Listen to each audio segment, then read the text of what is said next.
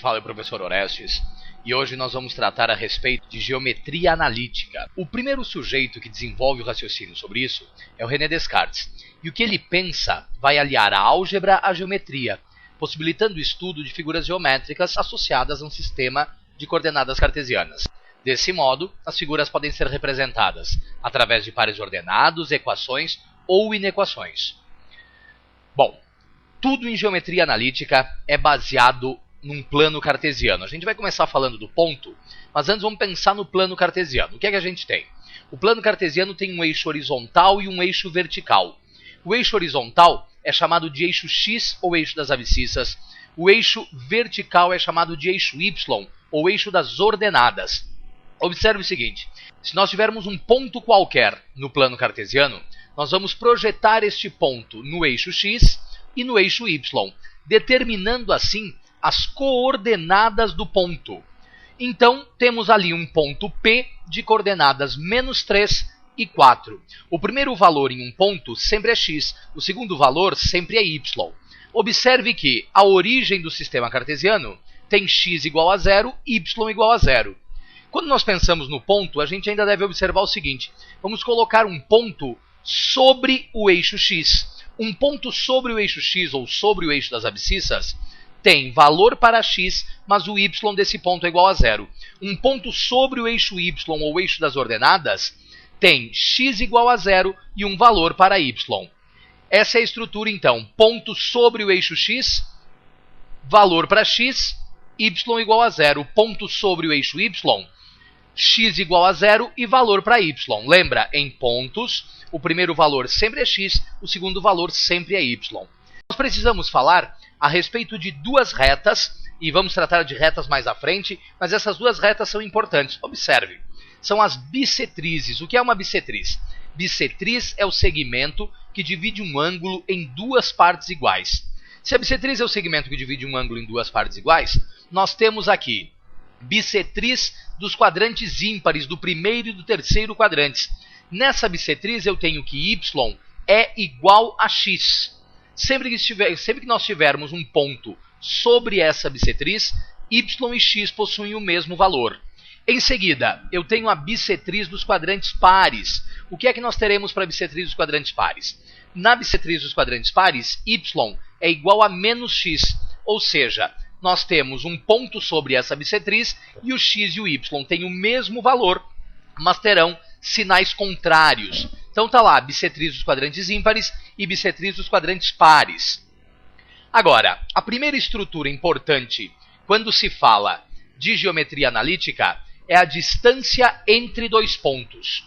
Admitimos um ponto A e um ponto B, e o segmento que une esses dois pontos é a distância entre eles, distância do ponto A ao ponto B. Projetamos os pontos no eixo X e no eixo Y, e observamos que teremos aqui um triângulo. Esse triângulo é um triângulo retângulo. Observe, a base do triângulo retângulo tem a medida xb menos xa. A altura do triângulo retângulo tem a medida yb menos ya. Quer dizer, ΔX, ou a variação no eixo x, é xb menos xa. ΔY, ou a variação no eixo y, é yb menos ya. A distância de A até B elevado ao quadrado é igual à variação de x elevado ao quadrado mais a variação de y elevado ao quadrado. Estamos usando aqui a relação de Pitágoras. Quadrado da hipotenusa é igual à soma do quadrado de cada um dos catetos. Consequentemente, a gente pode dizer que a distância entre dois pontos A e B é a raiz quadrada de x do ponto B menos x do ponto A ao quadrado mais y do ponto B menos y do ponto A ao quadrado. Essa é a primeira relação com características de fórmula que nós temos na geometria analítica. Além da distância entre dois pontos, nós precisamos falar a respeito do ponto médio de um segmento. Admitimos um plano cartesiano e eu vou te dizer que eu tenho um ponto A e um ponto B. O ponto que está exatamente no meio, que é o ponto médio, tem coordenadas x do ponto médio e y do ponto médio. Para que nós determinemos as coordenadas do ponto médio, é bastante simples. A gente vai pegar e vai fazer o quê? X do ponto médio é x do ponto A mais x do ponto B dividido por 2. Y do ponto médio é y do ponto A mais y do ponto B dividido por 2. Então tá lá. ponto médio de um segmento. X do ponto médio, somamos os valores de x, de A e de B e dividimos por 2. Y do ponto médio, somamos os valores de y do ponto A e do ponto B e dividimos isso por 2. Além do ponto médio, a gente vai pensar também a respeito do baricentro de um triângulo. O que é o baricentro? O baricentro é o encontro das três medianas do triângulo. O que é uma mediana? Mediana é o segmento com origem num vértice do triângulo e extremidade no ponto médio do lado oposto. O lugar onde se encontram as três medianas, que é o baricentro, é o centro de massa do triângulo, o ponto de equilíbrio. Para que nós determinemos as coordenadas do baricentro, x do baricentro e y do baricentro, a gente vai pegar e vai dizer o quê? O x do baricentro é x do ponto A mais x do ponto B mais x do ponto C, dividido por 3, e y do baricentro é y do ponto A mais y do ponto B mais y do ponto C. Essas, então, são as coordenadas do baricentro de um triângulo. Além do baricentro, a gente vai falar do quê? Vai falar a respeito da razão de secção. Presta atenção a essa ideia. A gente vai explorar ela posteriormente, de forma mais intensa, nos exercícios depois. Mas olha só, se eu tiver um ponto A, um ponto B e um ponto C, com A, B e C diferentes um do outro, se eu admitir que o ponto C divide o segmento AB numa razão R dada por razão R é igual ao segmento AC dividido pelo segmento CB. Se isso acontecer, vamos imaginar que nós temos um plano cartesiano, os três pontos A, B e C, e aí o que é que acontece? Coordenadas do ponto A, coordenadas do ponto B, coordenadas do ponto C. Nós determinamos ali um primeiro triângulo que tem extremidades C, B e B1, e um segundo triângulo menorzinho que tem vértices A, C e C1. Perceba, esses dois triângulos são triângulos semelhantes. A partir do momento em que nós dizemos que esses triângulos são semelhantes, a gente vai pegar e vai dizer o seguinte. O que é que acontece? A razão do segmento AC dividido pelo segmento CB será, para os valores de x, x do ponto C menos x do ponto A dividido por x do ponto B menos x do ponto C. Detalhe importante para você lembrar disso daqui. Observa, segmento AC, eu trabalho de trás para frente. XC menos XA. Segmento CB, eu trabalho de trás para frente. XB menos XC. Da mesma forma, a gente vai pensar isso em relação ao eixo Y. O que é que nós teremos para o eixo Y? Razão é igual YC menos YA dividido por YB menos YC. Note, mais uma vez, segmento AC, YC menos YA, de trás para frente, por assim dizer. Segmento CB, YB menos YC, de trás para frente também. Legal? Essa é a razão de secção. Além da razão de secção, nós precisamos falar a respeito da área de um triângulo. Aqui a gente tem duas possibilidades para pensar nessa área. Primeira possibilidade, olha só. Consideremos um plano cartesiano, um triângulo de vértices A, B e C, as coordenadas desses vértices, e aí a gente vai dizer o seguinte. Pensando em princípios de álgebra linear, que envolve sistemas, determinantes, equações e geometria analítica, a gente vai observar o seguinte. Considere que para que se calcule a área de um triângulo, nós vamos usar um princípio de matrizes, determinantes na verdade. A área do triângulo é um meio que multiplica o módulo do determinante formado pelas coordenadas dos pontos. Ou seja, a área do triângulo é um meio que multiplica o módulo determinante. Olha lá, x do ponto A, y do ponto A e 1, x do ponto B, y do ponto B e 1, x do ponto C, y do ponto C e 1. Como existe essa coluna inteira de números 1, a gente vai ter daqui a pouco, você já vai ver, uma maneira um pouco mais simples de calcular isso daqui. Agora, faríamos o determinante, diagonal principal mantém o sinal, diagonal secundária inverte o sinal, e aí determinaríamos a área do triângulo. O que acontece? Como existe essa coluna inteira de números 1, a gente pode dizer que a área do triângulo vai ser calculada da seguinte maneira. A gente vai pôr lá, ó, área é um meio que multiplica o módulo do determinante. Aí você vai pegar e vai dizer o seguinte. Na vertical a gente vai ter x do ponto A, y do ponto A, x do ponto B, y do ponto B, x do ponto C, y do ponto C. E vamos repetir o primeiro ponto, que no caso é A. X do ponto A, y do ponto A. Ao fazermos isso, E isso só é possível, diga-se de passagem, por causa daquela coluna inteira de números 1.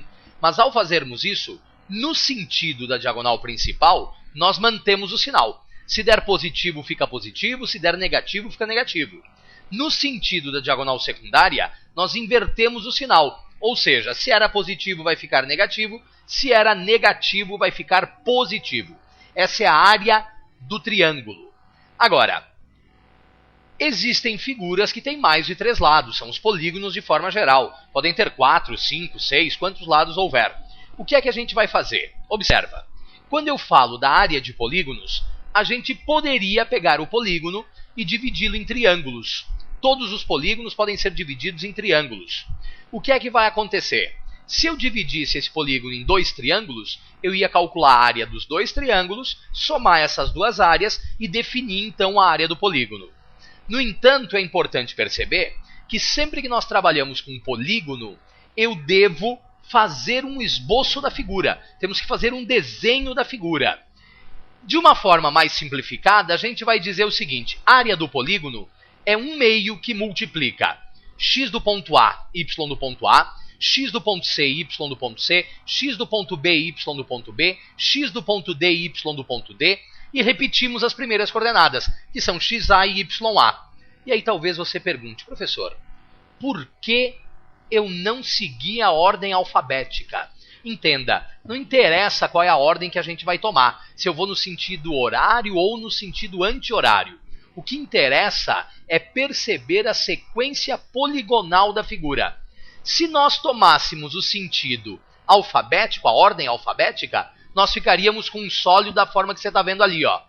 Esse sólido, observe, não é comparável ao polígono que nós pensamos. Então, a sequência poligonal é A, C, B, D, e volta para A, se nós formos no sentido horário, ou A, D, B, C, e voltaríamos ao A, se fôssemos no sentido anti-horário. O nosso exemplo aqui está mostrando uma ideia no sentido horário, mas entenda, isso é indiferente. O que importa é que você respeite a sequência poligonal da figura. Além da área de polígonos, a gente tem que pensar no seguinte: por que é que a gente consegue calcular a área de um triângulo e a área de um polígono qualquer? Só consegue fazer esse cálculo porque os pontos não estão alinhados. Se os pontos estiverem alinhados, observa, pontos colineares são o quê? São pontos que pertencem a uma mesma reta. Tem como a gente calcular a área dessa reta? Não tem, lembra lá da geometria plana. Reta é unidimensional, possui uma única dimensão que é comprimento, então não dá para definir área. Agora, o que acontece? Como são 3 pontos, pensando na área do triângulo, nós diríamos o seguinte: diríamos que a condição de alinhamento passa pelo seguinte pressuposto: a área que vai ser formada pelos pontos A, B e C é igual a 0. Então, a área é um meio que multiplica o determinante, módulo do determinante, que é igual a 0. Passando um meio para o outro lado, nós teremos que o determinante é igual a 0. Então, dá uma olhada. A condição de alinhamento de 3 pontos é o quê? Determinante formado por estes pontos igual a 0. E aí nós ficaríamos com o seguinte: xa, ya, xb, yb, xc, yc, repetimos, xa, ya. Esse determinante tem que ser igual a 0.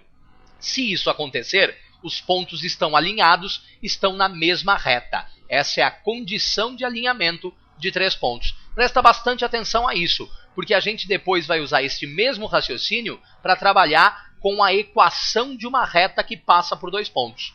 Ok? Era isso por agora. Grande abraço, até mais.